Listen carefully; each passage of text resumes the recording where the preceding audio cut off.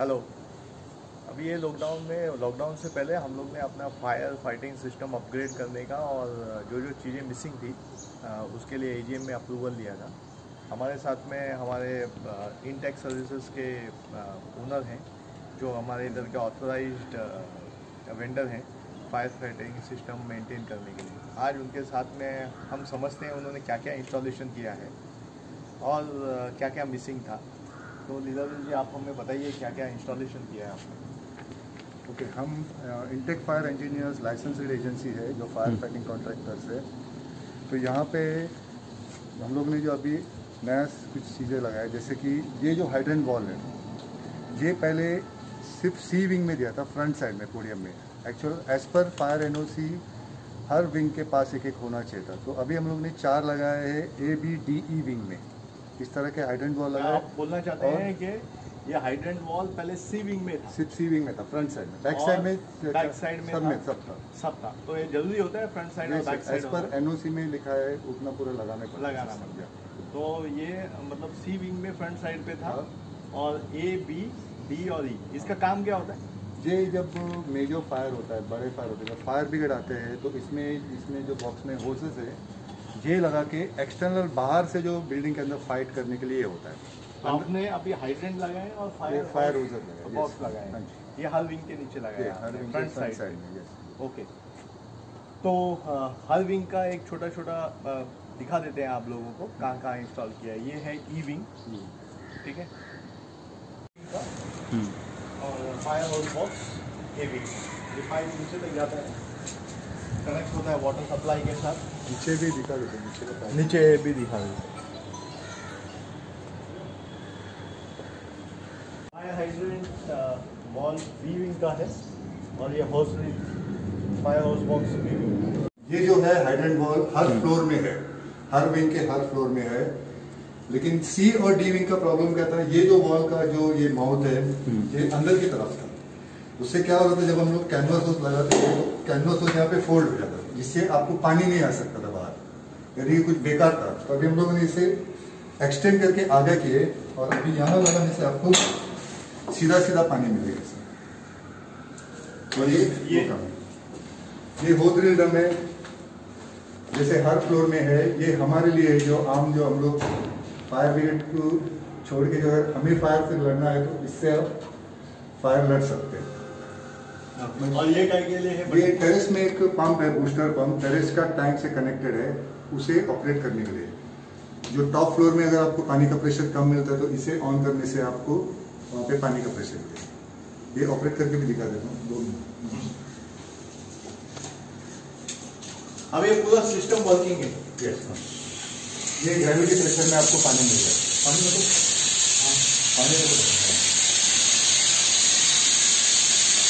Emergency में हम लोग ग्रेविटी प्रेशर पे इसे ऑपरेट करने से पानी मिल सकता है।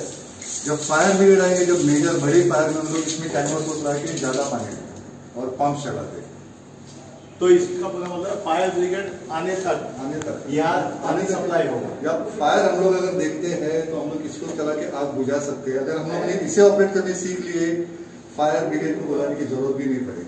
इसे तो हम एक सेशन रखेंगे, आपके वीडियो बनाएंगे और जो लोग पार्टिसिपेट करना चाहते हैं उनको पार्टिसिपेट इसे। और फायर एक्सटिंग्विशर अगर आप लोगों ने चलाना सीख लिया, फायर ब्रिगेड की जरूरत नहीं पड़ेगी। इस तरह के 6 ड्रम्स खराब भी हुए थे, उसे हम लोग ने रिप्लेस किए।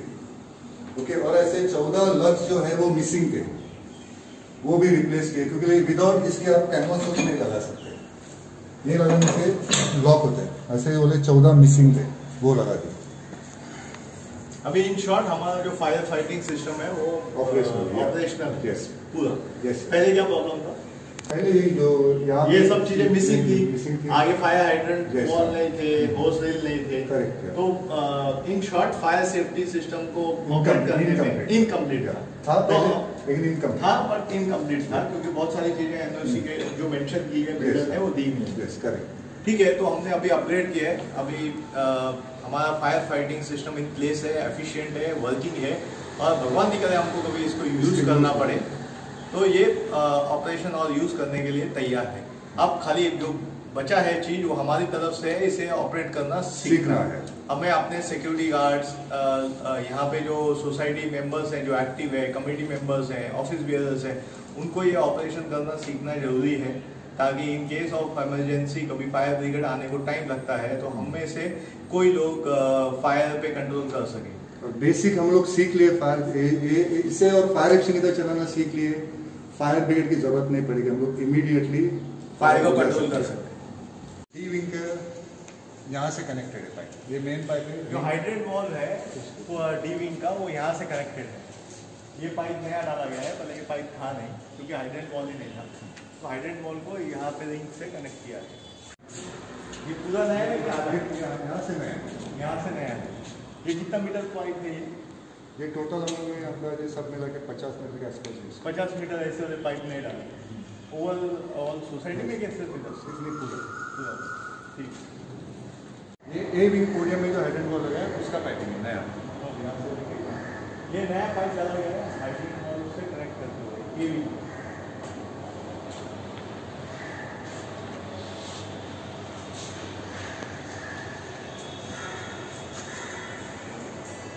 ये पाइप बी विंग के हाइड्रेंट वॉल से कनेक्टेड है। ये भी नया डाला है, ये भी नया डाला है। ये रिंग को कनेक्ट करता है बी विंग के हाइड्रेंट वॉल से।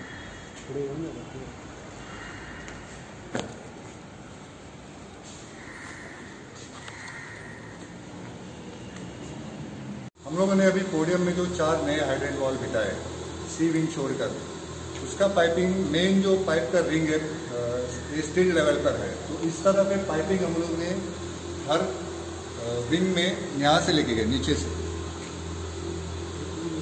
फॉलो कर रहे हैं लाम।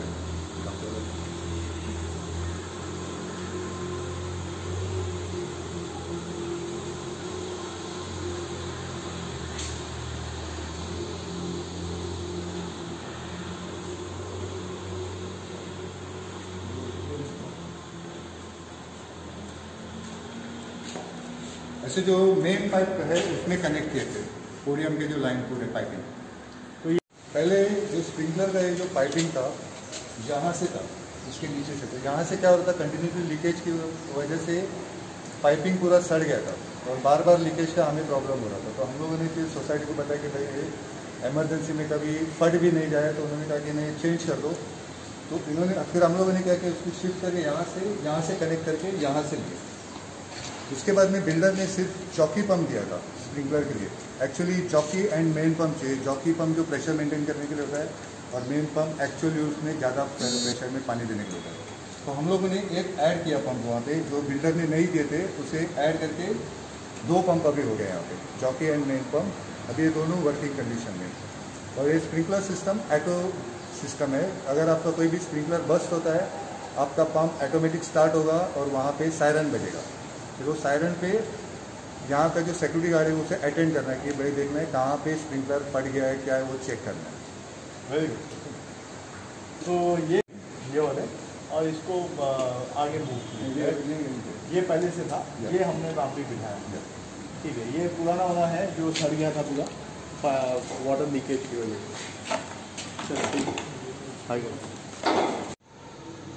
ये जो नया पंप बिठाया है उसका केबल पंप रूम से यहाँ पे केबलिंग करके सीधे पंप रूम तक चला गया, पंप तक चला गया है, सबमर्सिबल पंप।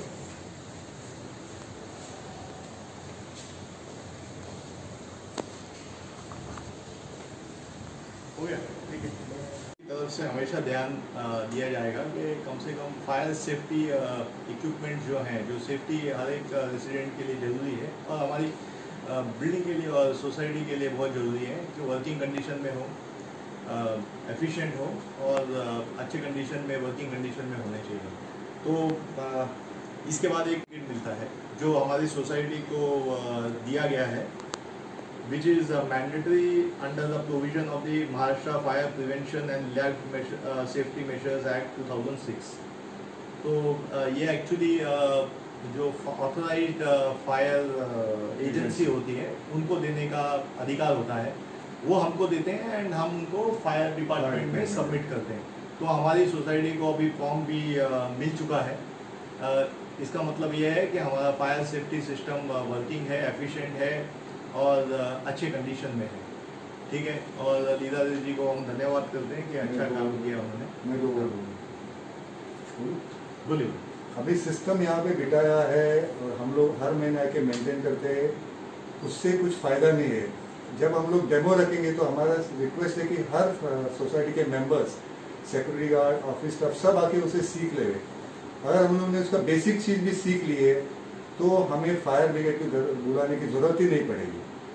या तो हमारे यहाँ पे आग लगने के चांसेस भी कम होगा, क्योंकि हम लोग जब ट्रेनिंग देते हैं तो हम लोग जो आग कैसे लगती है ये भी सब बताते हैं, हमें क्या प्रिकॉशन लेना है घर में वो सब भी बताते हैं।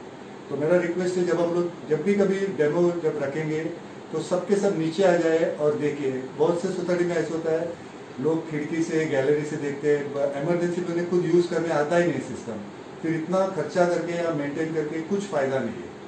यानी कि घर में गाड़ी रखा उसे चलाने नहीं आया तो फ़ायदा क्या, उस तरह हो गया। तो मेरा रिक्वेस्ट है कि हर लोग, सोसाइटी के हर बच्चे भी आएंगे तो भी चलेगा, सबको आके हम जब ट्रेनिंग देते उस वक्त आए नीचे। Thank you. इन शॉर्ट ऐसा है कि अभी हमारी गाड़ी भी वर्किंग कंडीशन में होनी चाहिए, ड्राइवर भी होना चाहिए और सही तरीके से गाड़ी टाइम पे चलनी चाहिए। हमें भी चलाने आना चाहिए। हमें भी डेफिनेटली हमें भी चलाना आना चाहिए। ड्राइवर तो लेट आए तो सबसे अपील है कि अभी जब हम क्या बोलते हैं उसको, फायर डेमो जब ट्रेनिंग रखेंगे, हाँ जब ट्रेनिंग रखेंगे इसका पूरा सिस्टम चलाने का, तो आप पार्टिसिपेट कीजिए, आप भी सीख लीजिए। क्या पता कल को आपकी ज़रूरत पड़ सकती है। सिक्योरिटी गार्ड भी नीचे से ऊपर आने टाइम लगेगा और एक सेकंड में अगर आप बुझाते हो आग तो आग फैलने का चांसेस कम होगा। ठीक है, धन्यवाद।